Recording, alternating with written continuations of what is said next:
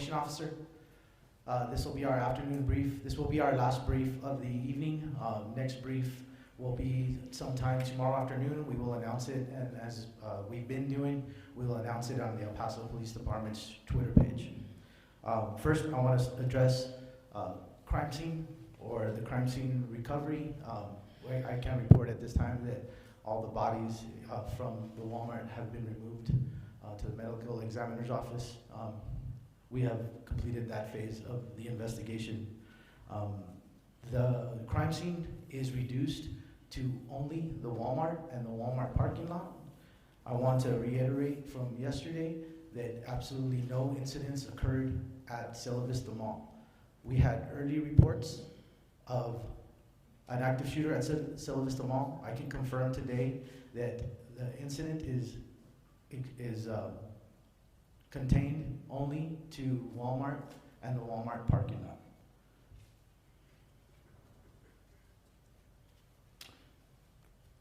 The Reunification Center. The Reunification Center, I'm pleased to announce, is fully staffed, and we want to announce to the public that, and to thank them for volunteering, but they are fully staffed and they are no longer accepting any volunteers. So please, if you still want to volunteer and help with the victims of this incident, please consider making a monetary donation. You can find that information on the City of El Paso's website in order to make a monetary donation at the City of El Paso, texas.gov. Blood donations, the United Blood Service is overwhelmed. We are asking the public that if they are to consider continue donating blood, that they make an appointment. El Paso and the community will require blood services continuously, so we ask that they continue to donate but make appointments in order to not overwhelm those facilities. Back to the crime scene, all vehicles that are in the crime scene will stay and remain. Our investigation will be continuing in that area, and we are unable to release any vehicles in that area until the investigation is complete. The mayor has made a declaration of emergency for the City of El Paso. We will be giving you a press release, and there will be some quotes on the mayor. I won't be able to speak too much about that right now, but we will give you a press release with some quotes for you to take with you. One last thing, there's a vigil scheduled today at Ponder Park. We're asking the public to remain. We understand that it is important to memorialize the victims of this tragedy, but we are asking the public to not come to the crime scene. It's still an active crime scene. Our resources are thin, and we ask that that vigil be contained to Ponder Park. At this time, I'm going to turn it over to the FBI, Ms. Janet Harper.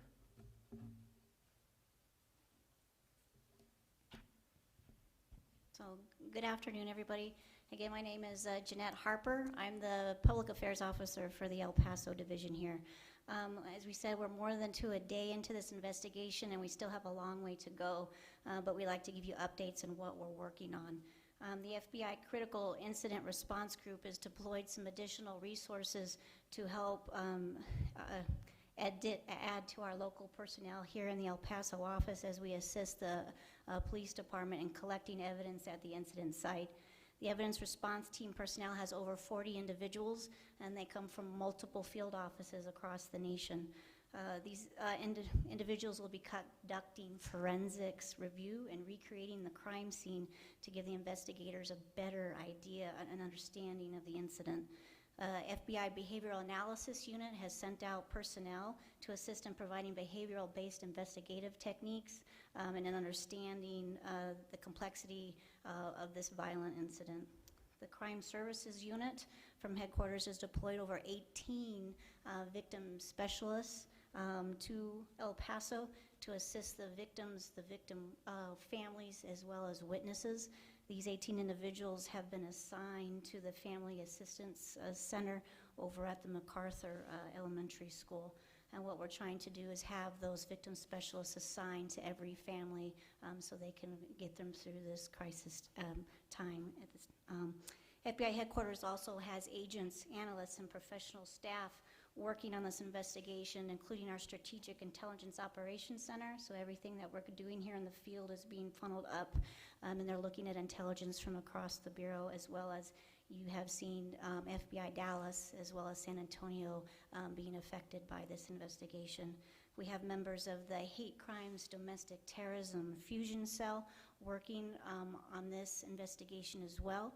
We did mention that we had 3 search warrants that were served in the Dallas area this morning.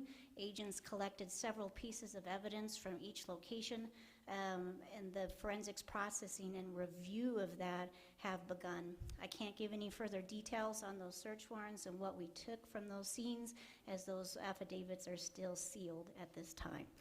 As Special Agent in Charge Bowie advised this morning, the Hate Crime and Domestic Terrorism Fusion Cell has assigned personnel in this investigation. The cell is comprised of subject matter experts from both the Criminal Investigative Division of the Bureau as well as the Counterterrorism Division. So this will ensure that the investigation evaluates all possible investigative tools, as well as looking at all available federal and state charges that we can put onto this incident scene, and as well as determine the motivation behind this. I'd like to reiterate that we are asking anybody that took video or pictures of the event, please go to submit their digital media to the FBI.gov / El Paso shooting. If you are in the Dallas area and you may have pictures of the subject in that area as well, please feel free to upload that at that same site as well. But we thank you for your patience. We will continue to support our partners at El Paso Police Department in any way they require, and they will remain the lead in the investigation at this time. We are tirelessly working the entire division to serve our community when they need us the most.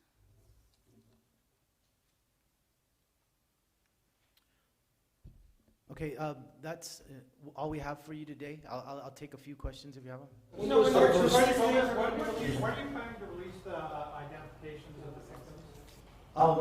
We are working on the identification. We're working on notification of next of kin. We're going to release the names of the deceased once we have completed that task.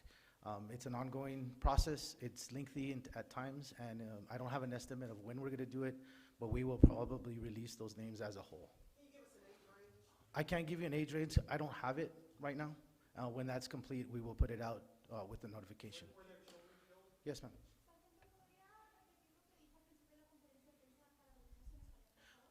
Después de esta entrevista, vamos a hacerlo en español. Yes.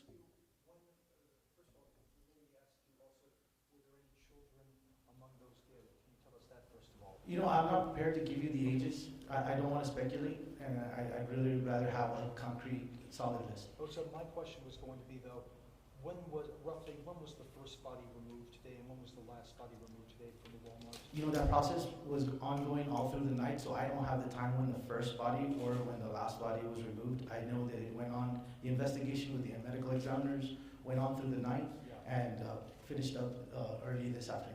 And Sergeant, can you help us understand the scene itself, and in terms of the victims? Were most of them in the parking lot, and how far into the store did the shooter or did the suspect get?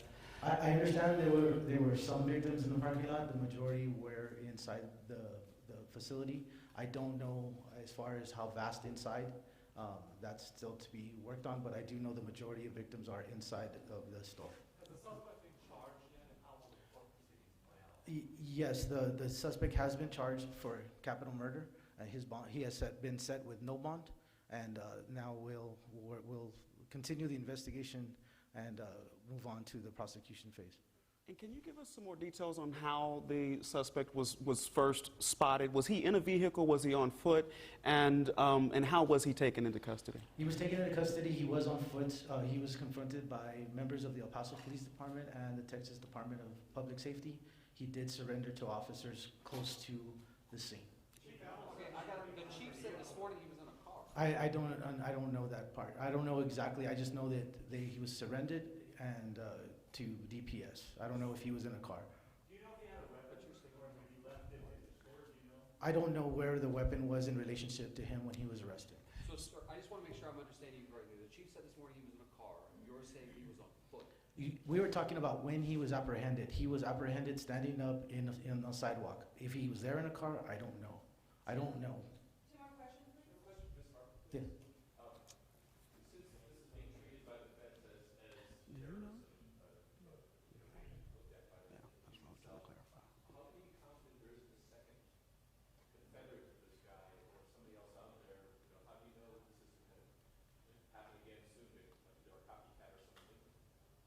So for the first part, you're asking if there was accomplices with him? So at this time, we have confidence that there are no more. But what we're doing is we're looking at extensively through interviews, people that he has known, acquaintances. We're conducting interviews in the Dallas area, San Antonio, and he does not have any contacts here in El Paso. So the majority of those interviews are being conducted in the Dallas area. So through those interviews, we're putting the investigation together to be able to determine if he was part of a group or working with other individuals that were planning any future attacks. At this point, we don't have any credible intelligence saying that there's anything going on in the future. Last question, please. Have you been able to determine what prompted him to stop firing or leave, to run out of bullets, to his gun jam? Yeah, extended magazine from the photos I've seen. Is there, No, we don't have information on what prompted him to stop firing. That's part of the investigation to get the whole totality of picture of what was going on during that day. I don't have an answer for that. do you know how many rounds he fired? No, that's still process of the investigation, and I don't have a total of that right now. Thank you all. Thank you. We'll go ahead